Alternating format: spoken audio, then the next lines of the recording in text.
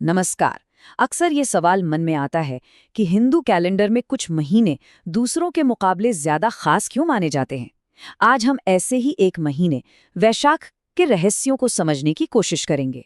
देखिए, ये सिर्फ 30 दिनों का समय नहीं है, बल्कि ये आध्यात्मिकता और उत्सवों का एक पूरा खजाना है।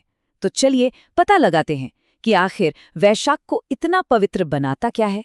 तो सवाल यही है कि क्या कोई महीना सिर्फ कैलेंडर का एक पन्ना हो सकता है या फिर कुछ महीनों का मतलब इससे कहीं ज्यादा गहरा होता है। वैशाख हमें बताता है कि हाँ, कुछ महीने वाकई बहुत गहरे अर्थ लिए होते हैं। तो सबसे पहले ये वैशाख है क्या? ये हिंदू चंद्र कैलेंडर का दूसरा महीना है जो चैत्र के ठीक बाद आता है। लेकिन इससे बस एक और महीना समझने की गलती मत कीजिएगा। इसका दर्जा बहुत ही खास और पवित्र है। वैशाख हिंदू कैलेंडर का दूसरा महीना है जो आमतौर पर अप्रैल मई के महीने में पड़ता है, पर इसकी असली पहचान वो इसके नामों में छिपी है। इसे पुण्य मास भी कहते हैं, मतलब पुण्य कमाने का महीना, और माधव मास भी, क्योंकि ये भगवान विष्णु को बहुत ही प्रिय है। पर एक दिलचस्प बात है, ये वैशाख नाम आखिर आया कहाँ से? इसका जवाब हमें जमीन पर नहीं बल्कि आसमान में सितारों के बीच मिलता है। जी हाँ, इस महीने का नाम सीधे सीधे ज्योतिष से जुड़ा हुआ है। इस नाम के राज को खोलने की चाबी है विशाखा नक्षत्र। अब ये नक्षत्र होते क्या है? असल में ये हिंदू ज्योतिष में सितारों के खास समूह होते हैं, और विशाखा उन्हीं में से एक बहुत शक्तिशाली नक्षत्र है जिसके स्वामी है देवगुरु बृहस्पति, जो ज्ञान और समृद्धि के देवता माने जाते हैं। तो ये नाम पड़ा कैसे? बहुत ही सरल है। इस महीने की पूर्णिमा के दिन चांद ठीक विशाखा नक्षत्र में होता है, और बस इसी दिव्य संयोग की वजह से विशाखा से बन गया वैशाख। कितना खूबसूरत कनेक्शन है ना, आसमान और हमारे कैलेंडर के बीच। और ये सिर्फ एक नाम नहीं है। विशाखा नक्षत्र को सफलता, धन और पुण्य का प्रतीक माना जाता है। तो जाहिर है, जब महीना ही इस नक्षत्र से जुड़ जाए तो माना जाता है कि ये सारी सकारात्मक ऊर्जाएं पूरे महीने हम पर बरसती हैं।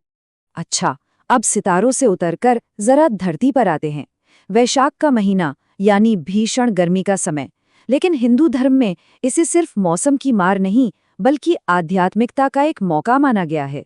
मतलब एक तरफ प्रकृति हमें गर्मी से तपाती है, तो दूसरी तरफ हमारी परंपरा हमें शीतलता का रास्ता दिखाती है। इसीलिए इस महीने में जलदान यानी प्यासे को पानी पिलाना और पवित्र नदियों में स्नान करना बहुत बड़ा पुण्य का काम माना गया है। ये शारीरिक गर्मी के बीच आध्यात्मिक ठंडक पाने का एक तरीका है। और ये कोई आज की बात नहीं है। हमारे प्राचीन पुराणों में भी वैशाख का गुणगान किया गया है। इसे कार्तिक और माघ जैसे पवित्र महीनों की ही श्रेणी में रखा गया है, जो इसे सबसे श्रेष्ठ महीनों में से एक बना देता है। तो चलिए अब देखते हैं कि इस पवित्र महीने को और क्या चीज खास बनाती है। असल में ये पूरा महीना उत्सवों और व्रतों से भरा होता है। आइए वैशाख के कुछ सबसे बड़े त्योहारों पर एक नजर डालते हैं।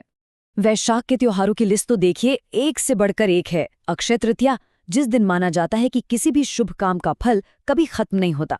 फिर है परशुराम जयंती, जब भगवान विष्णु के उग्र अवतार को याद किया जाता है। बुद्ध पूर्णिमा तो न सिर्फ हिंदुओं बल्कि बौद्धों के लिए भी बहुत बड़ा दिन है, जो भगवान बुद्ध के जीवन के 3 सबसे अहम पड़ावों का प्रतीक है। और मोहिनी एकादशी हमें समुद्र मंथन की वो कहानी याद दिलाती है जब विष्णु जी ने अमृत को बचाने के लिए एक सुंदर रूप धारण किया था। हर त्योहार इस महीने में एक अलग ही आध्यात्मिक रंग भर देता। तो हमने सितारों की बात की, मौसम की बात की और त्योहारों की भी। इन सबको मिला के वैशाख का असली सार क्या है? इस महीने से क्या सीखा जा सकता है? अगर एक लाइन में कहें तो वैशाख एक सुनहरा मौका है। ये भक्ति और दान जैसे सरल कामों से पुण्य कमाने, समृद्धि पाने और सफलता की तरफ बढ़ने का महीना है। ये हमें याद दिलाता है कि छोटे छोटे अच्छे काम भी कितने बड़े नतीजे दे सकते हैं। और आखिर में वैशाख हमें एक बहुत ही गहरे सवाल के साथ छोड़ जाता है।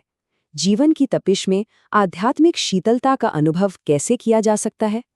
ये महीना सिखाता है कि सेवा, भक्ति और खुद को पवित्र करने के छोटे छोटे कामों से ही सबसे मुश्किल वक्त में भी शांति और सुकून मिल सकता है।